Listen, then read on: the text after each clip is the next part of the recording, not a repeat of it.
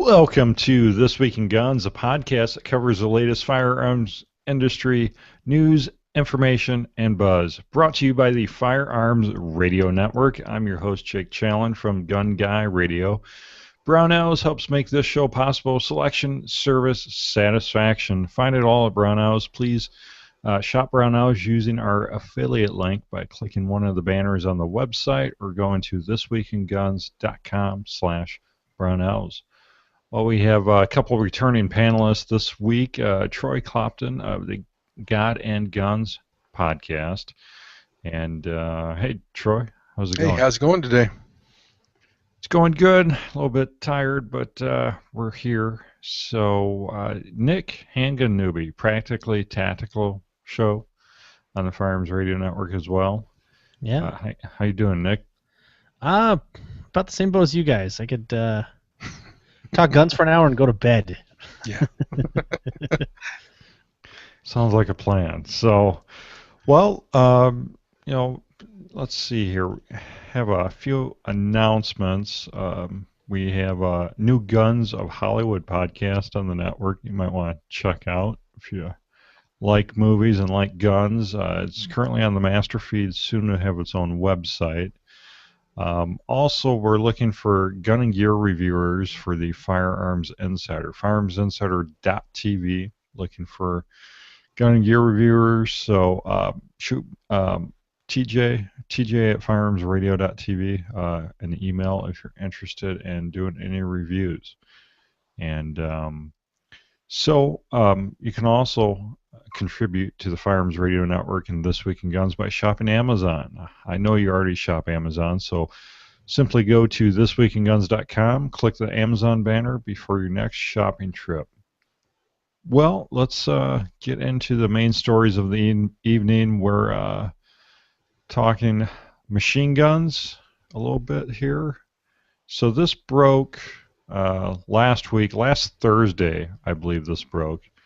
And we didn't do a show last week because there wasn't really any news stories except this one, where the ATF may have accidentally thrown open the machine gun registry. That's right. Apparently, it may be possible to own machine guns now if you have an NFA trust set up. Mm-hmm. Somebody pinch me, because am I dreaming? Well, the backside of that is Obama's already said he's going to try to break up those trusts, so that's the next thing on his list, I've heard. So, there's a few articles out there about this, a few different thoughts on what this really means. So what do you guys think? Do you think it's actually possible? There's no way they're going to let it happen. I mean, there's no way. I mean, I would love for it to happen, don't get me wrong. But there's no way they're going to let it fly. They'll do something or pass something or stop it somehow. So it's because the technicality that unincorporated trusts are technically not a person, so that that kind of gets around the is it the 1980? 1986. It's I forget what it's called. Yeah, I don't have the terminology right in front of me, but it was any guns post 1986 only law enforcement and military can have and post-dealer samples, right? Yeah. And apparently now they're thinking this all goes back to an article on from Prince Law that he's exploring this, and looks like to me that the problem chasing that would be is that the government lawyers would turn around and say, well, a trust is not an individual, so then it has no constitutional rights, so then therefore it can't have any firearms in its possession. If you start messing with that, I'm thinking that it's not going to turn out well. Well, yeah. At least he's going big, and I think he put in a didn't he put in a Form 1 for a minigun? I think he did. So, You'd have to be a billionaire to be able to afford to shoot one of those things anymore. well, this is the guy that has the titanium Beretta 93R. Yeah. So, I think he's okay on think he'll make affording a it. minigun if he gets it. I would hope that, the way that the gun laws are going right now, and the way that the public demand is sort of increasing and moving towards more liberty instead of more restrictions, I'm hoping that some lawmakers will step up and say, we need to retract that law because it's unconstitutional, and start going on the offense instead of being on the defense all the time. Right. And hopefully get back to our rights we originally were given under the Constitution. Well, I think we have some hope of that, at least with the last couple of years. We have regained, in a lot of states and locales, we have regained a lot of rights. Illinois is an example. We have concealed carry now. So it's amazing. Yeah, so we can always hope. But so you're saying there's a chance? Sure. Well, even if you go to states' rights under the 10th Amendment, a lot of states are starting to thrust their rights out there and saying, hey, we have sovereignty, we have the ability to have fully automatic weapons with our citizenry if we want to. The federal government has no right to regulate those because they are not interstate. As long as they retain those within that state boundary, they are under the state law. And so that's something that I'm going to be excited to see if more states will come forward. I'm hoping Kentucky will. Montana has already talked about doing it, and a couple of others have hinted at it. But so far, it would be a great step forward that states would start defending their own rights. Yeah, I mean that would be a positive, not just on the firearms front, but really all fronts, business, commerce. So let's move on to the Detroit police chief, who's featured on the new NRA magazine cover. Did you guys get your new NRA magazine and see this? The Detroit police chief, James Craig. I thought that was kind of cool because we've talked about him before, about how he's been pretty pro Second Amendment, pro citizen concealed carry, citizens defending themselves. So I thought that was pretty cool. There was a news clip in this article, and I thought that was pretty interesting. Apparently, he didn't know that he was going to be on the cover, but he said the article was spot on. So what do you guys think? I watched his interview, and it was sort of a press conference, wasn't really an interview, but he was, I thought he was straight down the line as far as being a bureaucrat. I mean, he has to walk a line there. He can't just come out and start beating the Second Amendment banner, but he was very clear that, these are law-abiding citizens protecting themselves from evil people, and they have the right to that. They shouldn't be punished for that. They should be able to do that without being bothered, and they have that Second Amendment protection, and he has no problem with he kept going, law-abiding citizens. He said the ones you want to catch are the criminals that are committing the acts. You want to get those people's guns away, but you don't want to take the guns away from the law-abiding citizen. And really did not, once he sort of staked out his claim on that argument, the press sort of just had to back off because they would look foolish to keep on going as long as they wanted to. Right. No, I loved. Sorry. Go ahead, Jake.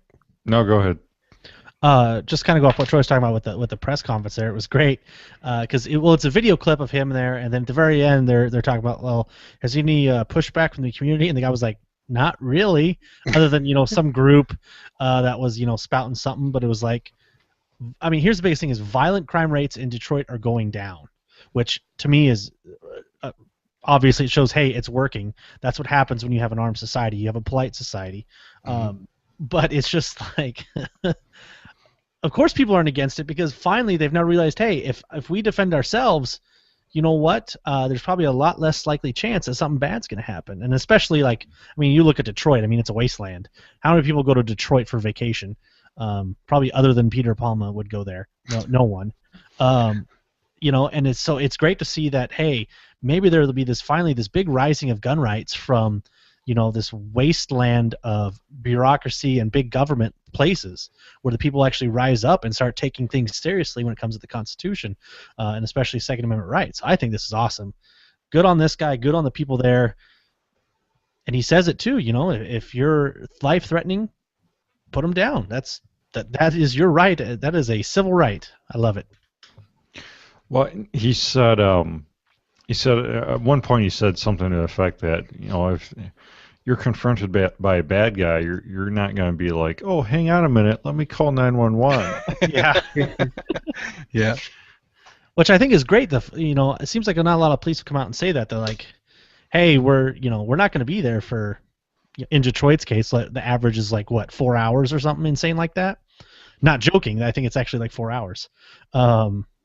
Yeah, that was awesome. Yeah, they come and take the report after the fact. You know. Yeah. Because most of the time, the violent crime is over with long before the police officer ever shows up. I do wish in the picture though on the magazine he had like some like 6-inch, you know, Smith & Wesson 500 or something insane like that. You know, just to put it over the top a little bit. That'd be pretty cool. Yeah. Desert Eagle. He's still got a job in the government, so he can't go too far out there.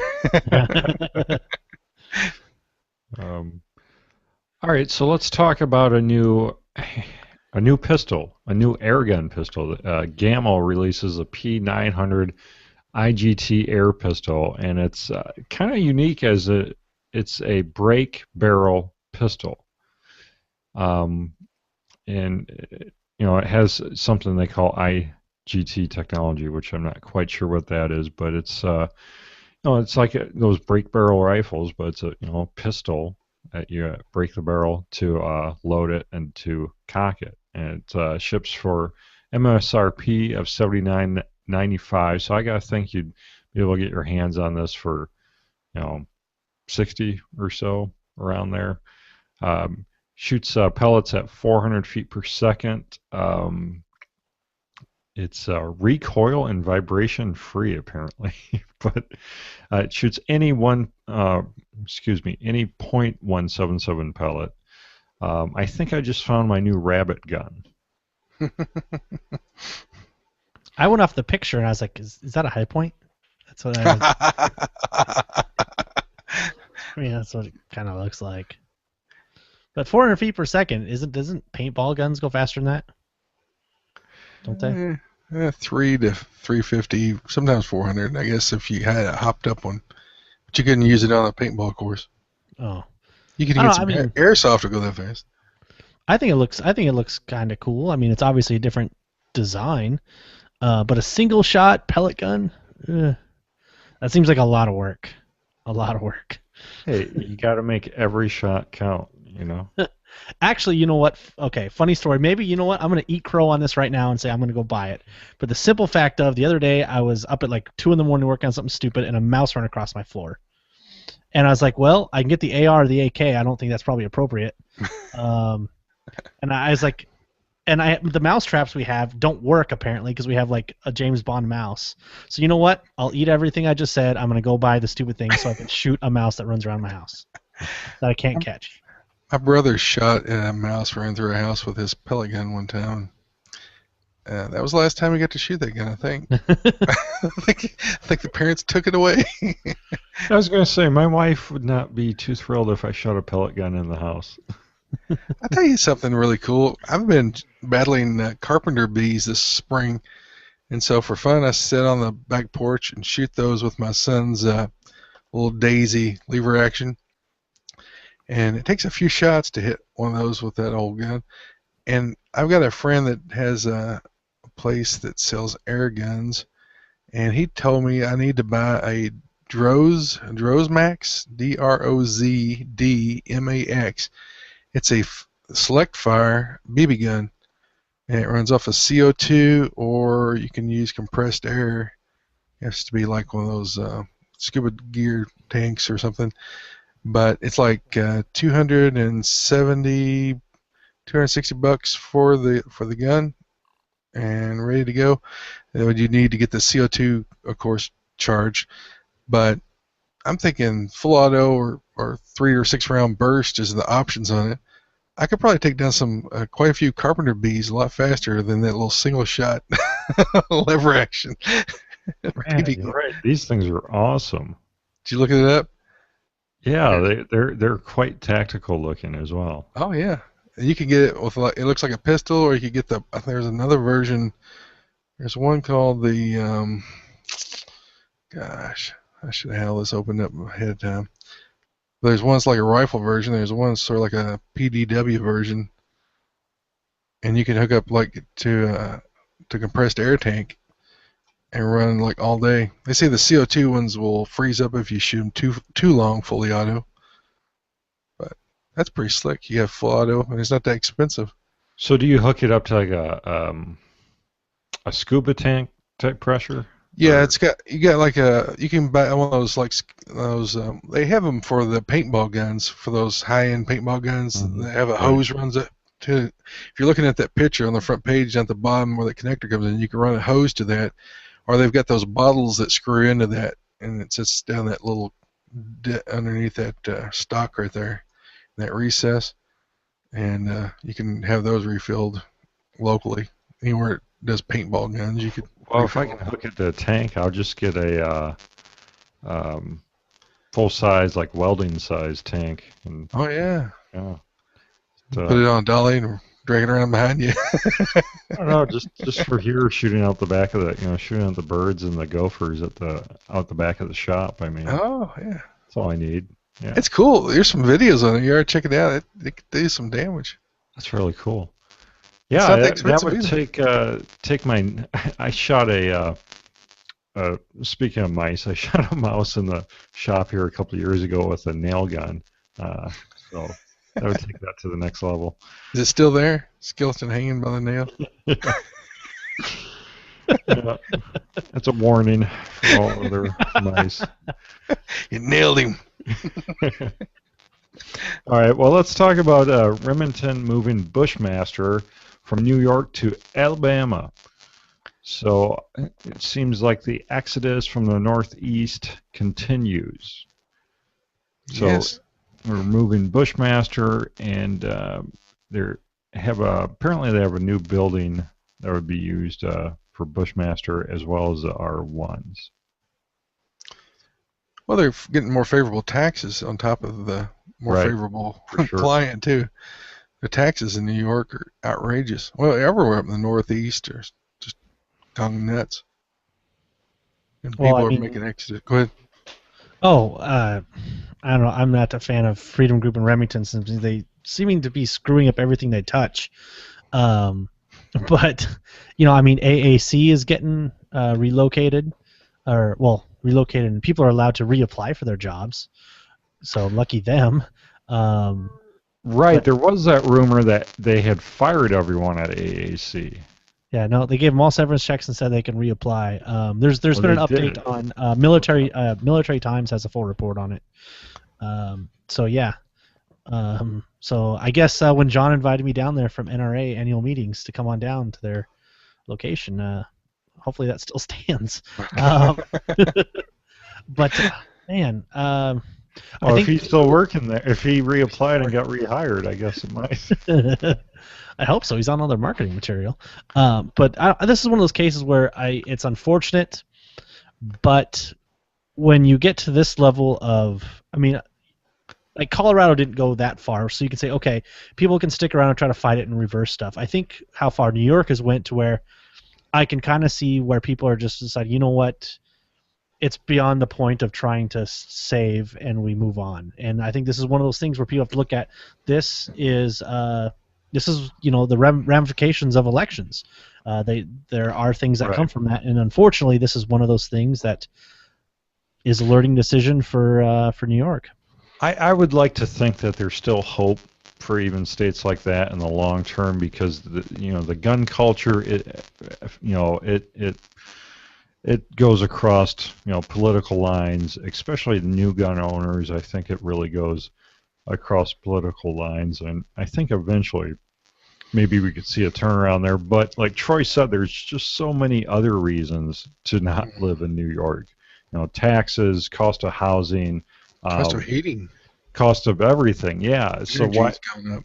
why not move to a state that's in every way more economically and legally sound, I guess. Well, something I've noticed. I mean, we don't live in the deep south. We live right along the Mason-Dixon line, but we have a lot of people moving into Kentucky that, I mean, in just the last few months, we've got cars here from New York, we've got Chicago, Illinois, we've got Michigan, lots of people from Michigan moving down here, lots of people from Upper Indiana, Connecticut. We've got New England. I mean, all kinds of new people moving in the area, and houses that were on the market are getting bought up. Rental properties are getting taken up because there's still jobs here, and further south, a lot of the manufacturing in this part of the country is still doing somewhat well, whereas in the northern climates, a lot of that's drying up. So there's big migration coming down this way. I hope they don't vote the way that from where they came, but we'll see. You'll just have to change the law so no new people can't vote. Yeah, can't vote for the first 15 years you're here. You have to become climatized. But yeah, it's interesting to see the exodus continue. Interesting to see what that region, the old, gun region of the Northeast looks like in 5-10 years, and what the new ones look like as well. So gangbangers are apparently painting orange tips on their pistols to look cool. No, to to evade being shot by police, I guess, because all airsoft and toy guns are supposed to have orange tips painted on them. So why not, if you're a gangbanger, why not paint orange tips on your piece? Yeah. Can't make a high point of uglier. What'd you say? Can't make a high point uglier. I thought you were going to say high points already come with orange tips. They might. I'm sorry, High Point. I don't really hate you that bad. It's just. Now, see, if I say that on my show, I get hate mail. High Point's a fine gun. Just because you got something different and got something more expensive. And I get these long letters of how awful I am at judging guns. Is this another example of criminals don't do what you're supposed to do? I mean, Well, did you watch the video? Did you watch the video from the one article? It was talking to a bunch of different police officers and stuff like that, and one of them was kind of almost saying it's not fair. We put the orange tips on toy guns so that we know they're toy guns, and it's just not fair. They didn't say that, but it sounded like they were saying it's just not fair that the criminals are now using this tactic or whatnot. I'm like, well, duh, they're criminals. Well, I mean, I've seen lots of articles, though, where the cops are throwing 10-year-old kids down in their backyard and throwing them in handcuffs and dragging them off because they're playing with guns with orange tips on them. I mean, you got a lot of stories out there where cops are just going overboard in kids' own backyards and on their side yard shooting at something up in a tree with a airsoft, and next thing you know, in the back end of the car, handcuffed. It's so I don't know that it's going to do them a whole lot of good, but maybe gives them an extra second or two to decide if they're going to shoot somebody before they get shot back. I don't know. Well, and that's the argument here is that that it's gonna make cops hesitate, and that fraction of a second might cause them, to lose their life because of this. So, because then you get stories, and this video points out stories of, like the kid in California that the cops killed that had like an AK look-alike airsoft gun. Mm-hmm. But what happened to the days when all the kids ran around the neighborhood with guns that looked like real guns, but they were cap guns. I ran around with real guns when I was a kid. Yeah, same. Cap guns are for 2 and 3 year olds, man. What are you talking about? I can only remember going around with a BB gun. Maybe that was my first experience in open carrying. Just take it in the McDonald's with you. Oh, yep. That way, if they didn't put bacon on my cheeseburger, Well, extra ketchup. Yeah, back up. no, it's chicken nuggets, right? If they don't put chicken nuggets. Now she just punched the windows out, didn't she? Yeah. Yeah, or there's the one that stripped naked and to get some ice cream. Yeah, that was funny. She tipped over the machines and everything. All right, so the man behind Guns and Ammo magazine and the Sportsman channel is a Democratic fundraiser. So Leo Hendry Jr. is a Democrat fundraiser and donor whose private equity firm owns Intermedia Outdoors, and that's who publishes Guns and Ammo, and they own the Sportsman's channel. He also publishes Rifle Shooter, Shooting Times, and Handguns.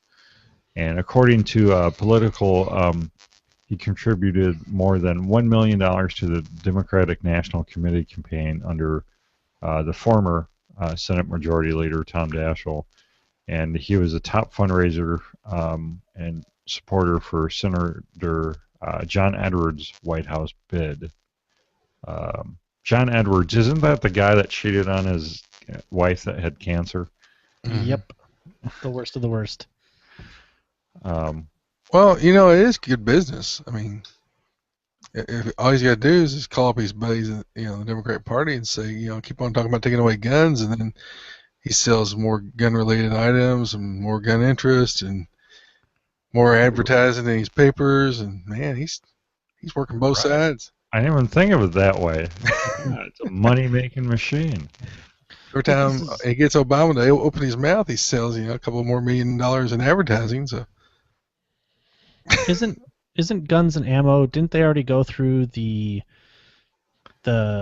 ordeal earlier this year of the one rider that was basically said something for gun control? Was that Guns and Ammo? That went through some stuff earlier this year or late last year. I don't remember who he's for though. I think it was. It was a guy that I'm totally drawing a blank. We talked about it on this show though. That's a good point. So I'd just say they just probably lost a bunch more subscribers already. Well, there are already. I mean, print media is already in decline big time. So. Yeah. We're talking about 1, 2, 3, 4 magazines here. Not sure how the Sportsman's channel is doing, but yeah, I don't know. It's what do you think? I don't want to say that just because he's a Democrat means he's not our friend. Well, at the bottom of this thing here, he says, 2013 New York Times asked his views on the reform of gun controls, and he said, I believe in appropriate restrictions. That's just my personal view. For me, it's hard to get over that doesn't... Not that I'm saying it comes down to the magazines and such, but as an owner in the thing, it just seems like... I don't know. It doesn't seem like they mix. To me, it looks like another case of do as I say, but not as I do. Type of deal. And then Dick Metcalf was the writer for Guns and Ammo. That's right. That's right. Yep. Guns and Ammo is just doing everything it can to lose every subscription they have.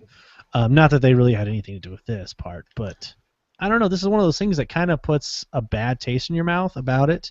I mean, not that there's probably any effect on it, because obviously if they own it, they want to make money doing it, which kind of Troy hit on there. But I don't know. It puts a bad taste in my mouth, kind of about anything that's owned by this company, really. Yeah, I mean, and you kind of have to look at the people that people surround themselves with. If this guy is surrounding, himself with people that support, and he supports people like John Edwards, I don't know. I guess you have to take that into account too. But the other guy that they were talking about, he's been out of politics for 10 years now or so.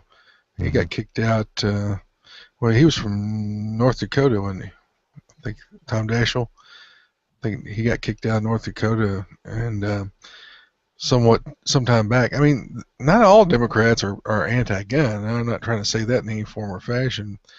A lot of the Southern politicians, maybe Edwards was even pro-gun. I don't remember, but it's hard to say that that was his main motive to back someone who was anti-gun. Maybe he's just backing someone who he thought was right on other issues. So yeah, but it's interesting to see that he owns these big publications and TV channel in the firearms industry. So yeah.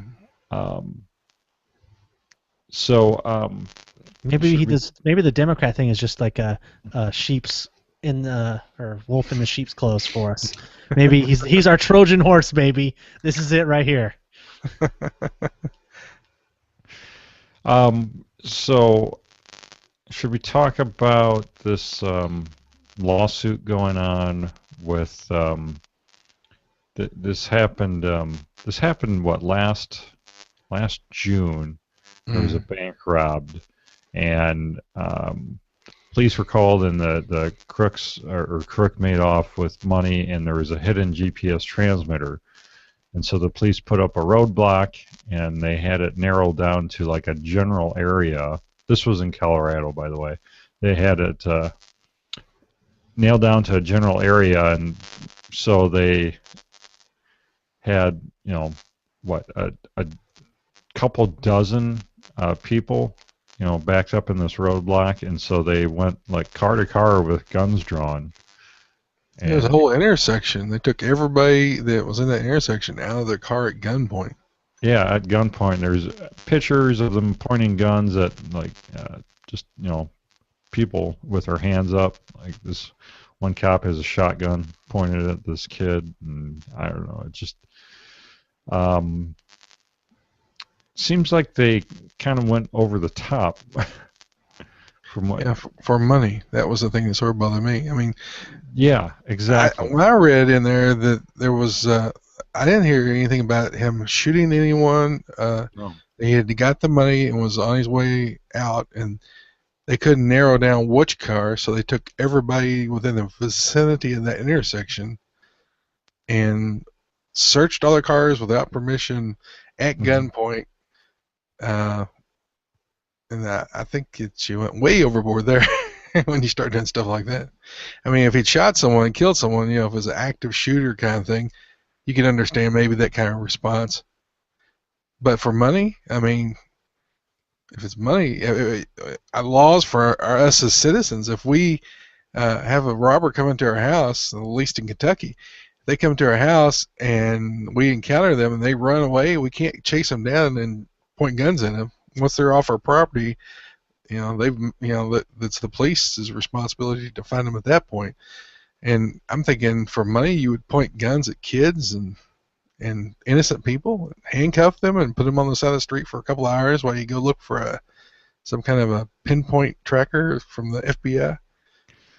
Yeah, and that part of the story really bothered me too. That was just all for money. I mean, heck, the bank's insured. I mean, you're going to get the guy eventually. What the heck? And the other thing about the story was that they were waiting on like this handheld tracker that the local FBI office had, and they waited like a long time for it to even show up because the FBI was off that day. And then when that showed up, the cops couldn't figure out how to use it, so they had to wait even longer for someone from the FBI to show up to use the tracker. And then they eventually did use it and eventually did find the money in one of those cars that they had searched. And found money bands in. Right. Surprise. Earlier, yeah. Right. So unconstitutionally. Yeah, so now the citizens are suing the police department for illegal search and what else are they? False imprisonment. And what was the other thing? They're seeking compensation for emotional distress, humiliation, loss of employment, pain and suffering.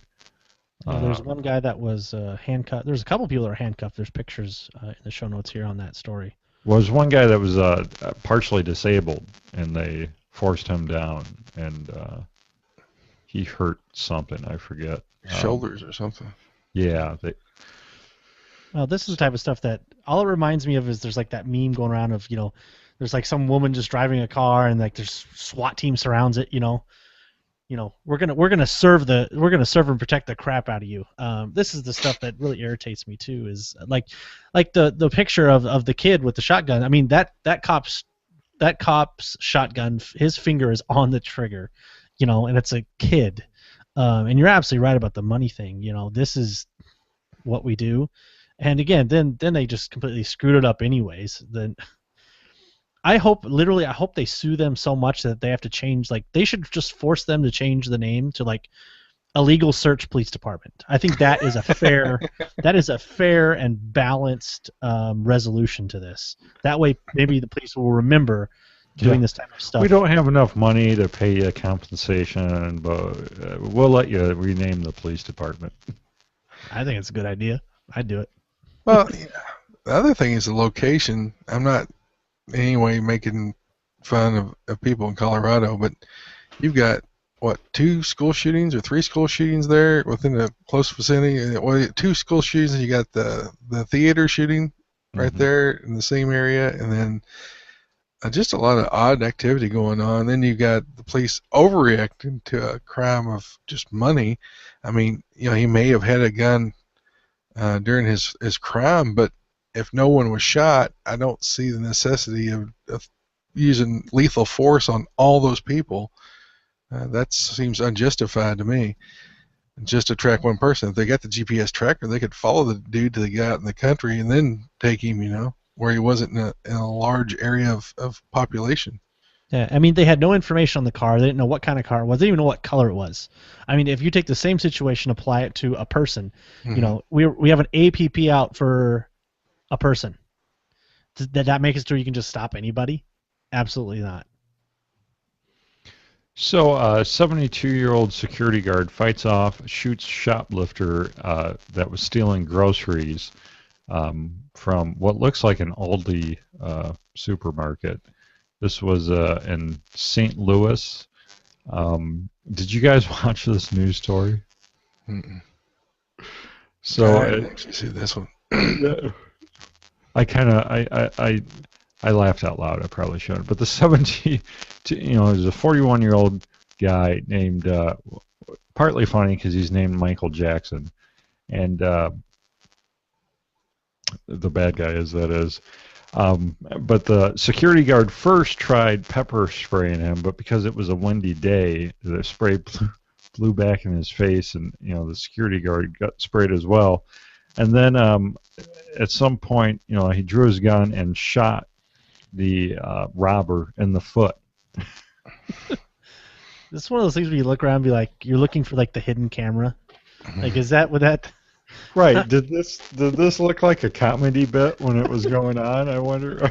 Like, you see the security guard spray this guy, and then he gets blinded, and then he draws his gun and shoots the bad guy in the foot. I hope he pepper sprayed him after that too. Unless it's just like a chronic problem with people stealing groceries, why you got a security guard in Aldi's? I mean, we don't have a security guard in anything around here. Maybe it's just the location. I don't know. Not that Aldi's food is that bad. I mean, we bought it, but I mean, if you're gonna steal groceries, don't you go to a nicer place, like has like higher quality food? It's location, location, location. Apparently. Yeah, why not go to like a Trader Joe's or World Market, and get some organic and locally grown, grass fed. Yeah, I think you're right. I bet you in a higher crime level, you'd be above $500 if you took a bag out of. Of course, maybe those It's places. a petty crime when you're down there at Aldi's. Well, maybe those higher places, their security guards actually spray the other people in the face with pepper spray. So. So, okay, we have a couple more we might hit after we get to the extra part of the show. But first, speaking of the Sportsman's Channel, After trashing it. apparently, I was actually contacted by the Sportsman's Channel, and they wanted me to promote this. But I like Gary Sinise, so I usually don't promote everything people ask me to promote. But there's a salute to service on this Memorial Day on the Sportsman's Channel, and it's hosted by Gary Sinise, who was he was in Forrest Gump. He most recently is in what's that TV show he's in? It's not NCIS. It's He used to be on CSI New York, wasn't it? CSI New York. Yeah, that's it. I don't know if haven't that's watched still TV on. in several years, so I don't Yeah, know what he's doing now. I don't watch much TV either, but it's on Memorial Day, noon to 9 p.m. It's it's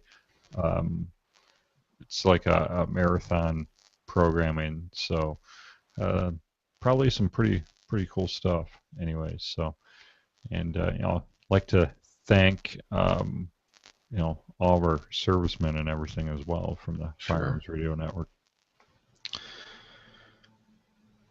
Yeah, Gary went over there during Desert Storm and did like free tours and visited the troops and all that throughout both of the campaigns, I think.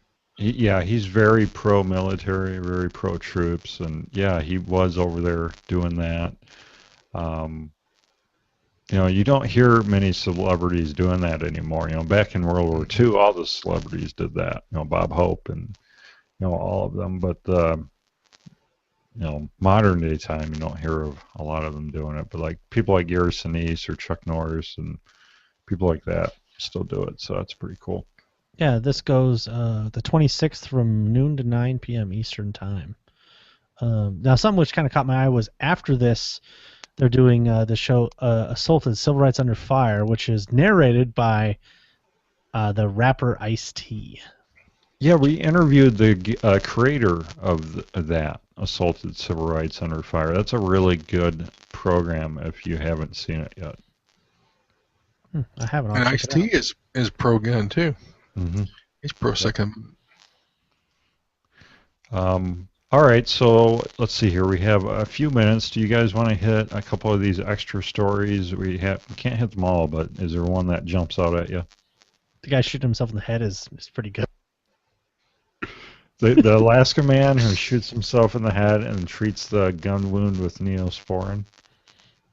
Yeah, Neosporin, it's for all wounds, right? right. Yeah. Helps scarring. I thought that was just topical. I mean, is he injecting it or what's he doing with it?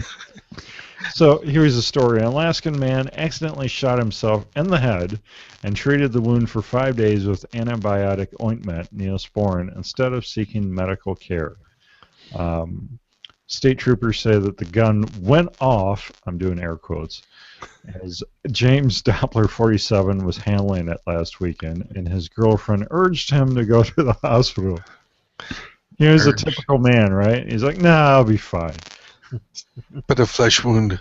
I shoot myself in the head all the time. I've seen worse than this. But Neosporin, doesn't that usually come in just those like little bottles? Like, where did he get all of this Neosporin at? I don't think I've ever seen enough to treat a head gunshot wound. I mean, maybe he goes to Costco. I don't know, but I don't know the size of the wound. He could just have ripped the skin off of a portion of his head. I don't know. There's just not enough information here to make any kind of a judgment. Could have been his ear, you know. If I shoot my ear off, I'm still not using Neosporin. I mean, yeah, man, I don't know. Just seems like any gunshot wound, no matter, seems like something you should probably get checked. Well, you know, Alaska, it's probably no telling how far he was from the hospital. It might be a full day or 2-day trip, depending on how far away he was from the nearest hospital.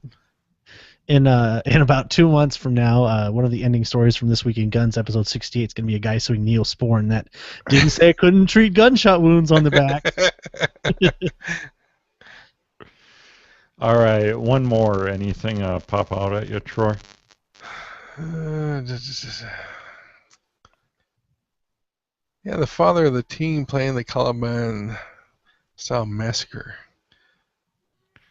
So yeah, there was a teen that was Waseca, Minnesota. On April 29th, he was arrested at a self-storage facility where he was allegedly making bombs. And so he was making bombs, and he had admitted planning several bombs around the small town. I think maybe I talked about this before and this news story popped up again, but some of the bombs were found when snow melted at a local elementary school. Oh, wow. So, yeah, note to self, if you're going to hide bombs, don't do it under something that's going to melt.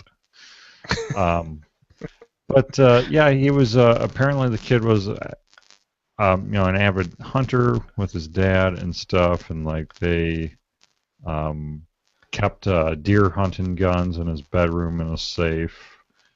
But yeah, How does a kid get access to a mini storage unit? Right. Apparently, a classmate called the police on him because she saw him at a mini storage unit behind her house doing something and thought it was suspicious. But yeah, this kid, he went out and rented this unit all by himself, which is kind of weird. All in itself. How do you? I don't know. Can you even sign a legal contract when you're 17? No, you can't. Now, if you're you have to be 8. As far as I know, in any state, you have to be 18 to sign a legal contract, but maybe not.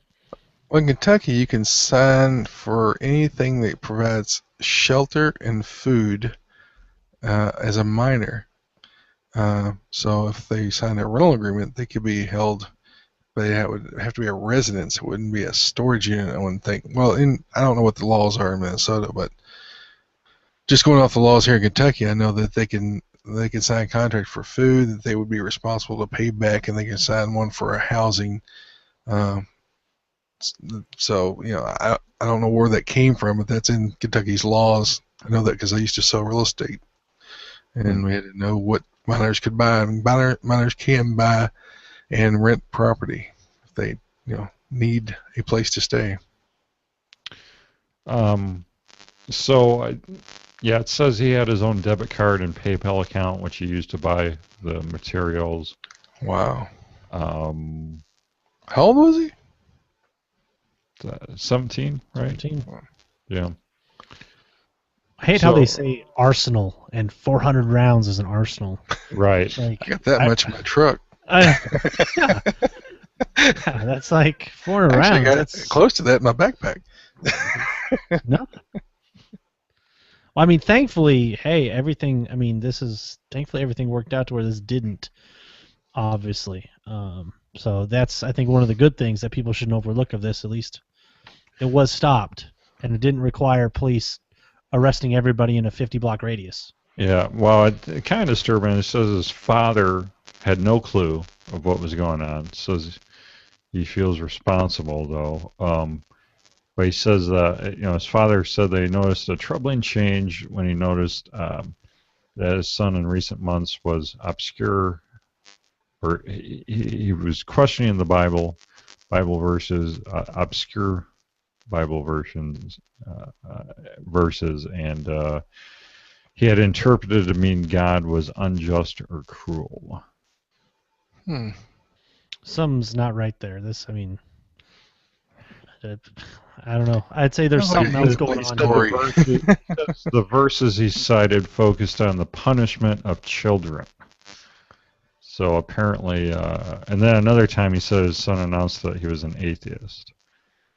I just think I think there's probably something else going on here. That this isn't like a violence or a gun thing. This is mental something thing. Probably went off balance here about. So there's something else here, I'd say, as there usually always is. It'd say he was on some kind of mind-altering drugs of any kind, like all the other mass shooters.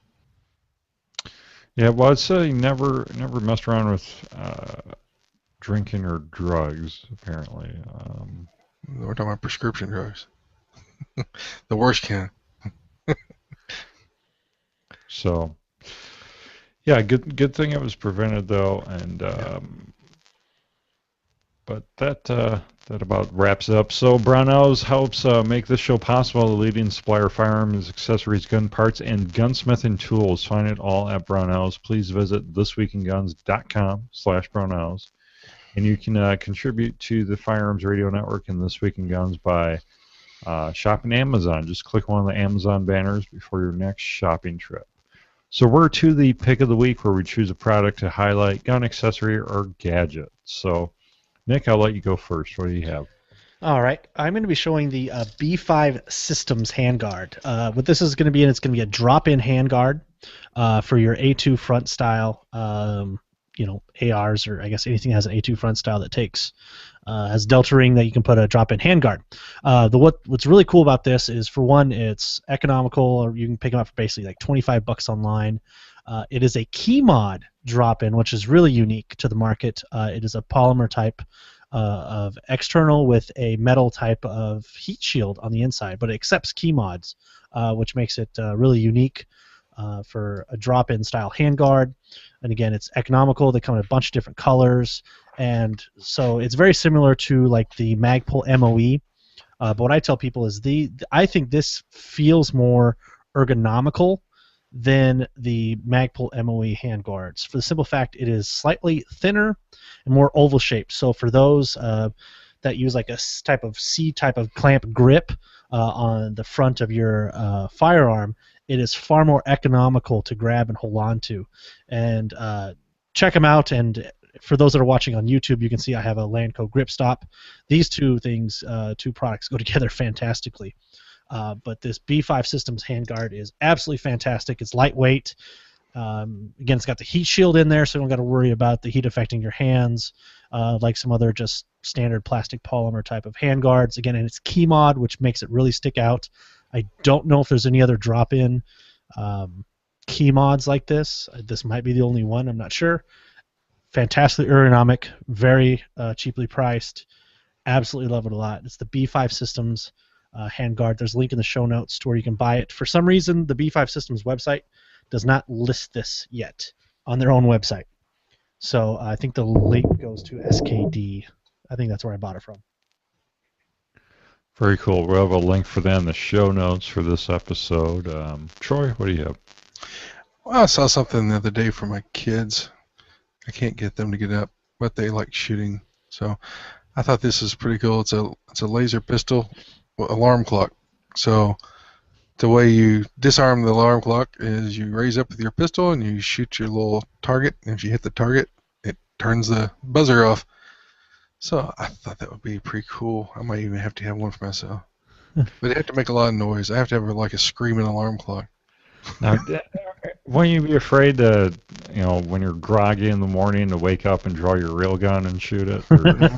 That one's always in my hand, so I just had to put that one down and then pick up the other one. Right, that's what I'm saying. I think somebody... Kentucky man shoots a hole in his wallet, alarm clock. Put Neosporin on it. Yeah. I'm pretty sure somebody took this picture of this product and put it next to like a stormtrooper, and then just has a stormtrooper like holding his head and be like, "It won't turn off. I can never sleep." Yeah, no, I haven't slept in weeks. Yeah, that was it. Yeah. I thought that was funny. I saw that. I Very thought it was cool. pretty cool. My kids will probably like that. And it's It's only only $80 too. $17.79. So I'm picking a lower receiver at Brownells. It's currently clearance priced. It's a very, very lightweight AR-15 lower receiver. It's normally $199.99. Now it's currently $79.99. It weighs Wow. just 5.8 ounces. It's even lighter than some polymer lowers, but it's all aluminum. So it accepts mil-spec AR-15 lower receiver parts. It does require extra long hammer and trigger pins, which are included. But it's supposed to be just as durable, but it really shaves off weight where it counts. So if you're looking to build a lightweight build, which is something I've been kicking around and quite a bit lately, thinking about building, because I actually have a polymer lower that I need to build something off of, but this seems like a great alternative, especially if you don't want to go the polymer route. And it seems like the price is right as well. Wow. So $79.99 at Brownells. I got a affiliate link in the show notes if you guys want to check it out. It's 35% lighter than standard aluminum AR-15 lowers. And that's ready to go too. Because like the standard blank lowers are like $60 on most places. Then you finish machining yourself. Oh, the 80%? Yeah. I don't quite get those because they are just as much as finished lowers for the most part. I saw another deal on I forget where I saw it, but it was they're unregistered. Anderson. No, not 80%, but complete Anderson lowers, or not complete, but milled out Anderson lowers. There was 10 of them, and I think it averaged out to be like $49 a piece if you bought 10 of them. I saw that somewhere, but the advantage of the 80% is that they're not registered, so you can make them a pistol or you can make them a rifle, whichever way you want to designate it. Well, so, I mean, it's advantage if you're never gonna sell it because you can't ever sell it. You can sell it. You just have to serialize it if you do sell it. Right. So why not buy a real one? I don't know. I don't quite get it. Because it doesn't exist anywhere. Yeah. The flat dark earth one though is not on sale. I want the flat dark earth one. Can of spray paint, baby. So, yeah. Well, anyways, that about wraps up the show. So, Troy, what's going on with God and Guns? Well, we had the Pistol Packing Preacher panel last week, where we had on pastors who carry or who condone concealed carry or church carry. This week, show coming out tomorrow at noon, we'll have on Jeremiah Savoy of Savoy Leather, and they have some really cool holsters. If you haven't checked them out, there's a show link. I think there's a show link. If not, there will be by the end of the show. Yeah, there's a link to Savoy Leather in the show notes for you guys, or you can just Google it. He's got some really cool pictures. If you get Instagram, you can go on there. He posts and takes some really great pictures of all of his holsters. They're all custom, handmade, and he's just a really neat guy. A good Christian guy that his whole life changed just a couple years ago when he started doing this as a hobby and ended up becoming his passion and walked away from his career and is doing it full time now. So it's very cool. Yeah. Beautiful holsters. I cannot. We like each other's stuff on Instagram. I mean, the stuff he makes is just amazing. It's wild. Beautiful. If you got the money to get it, and again, they're like, I don't know, not too expensive for leather holsters, the high end stuff. Totally worth it. Beautiful stuff. And I've seen his work. I've seen several of the holsters, and at NRA, I got to see and actually, pull pistols out of the holsters, and they just have really good fit, just excellent finish, and they wear really well. Very cool. So Nick, Practically Tactical, what's going on? Well, we're coming out this week with Civ Tactical, who we did some hardcore AR-15 stuff, so we have another themed show coming out. And then next, our episode 30, I can't believe we made it to 30, we have Don Shipley, retired Navy SEAL, runs the Extreme SEAL Experience Camp, and of course is known for calling out guys who steal valor and claim to be fake Navy SEALs. So it's going to be an awesome show. I'm really, really excited to have him on. Cool. Very cool. So, check out the God and Guns podcast and the Practically Tactical podcast on the Firearms Radio Network. So you can leave your feedback, leave your very own thoughts about the show on the bottom in the comments section or on the bottom of this YouTube video. And the show notes are at thisweekinguns.com/070. And also check out the other shows on the Firearms Radio Network, firearmsradio.tv/iTunes will get you to the master feed. And also don't forget to contribute to the show in the Firearms Radio Network by shopping the Brownells or Amazon affiliates, or both, depending on where you're shopping. Just click the banner ad before your next shopping trip. And that wraps up this week's show, and we'll see you next week.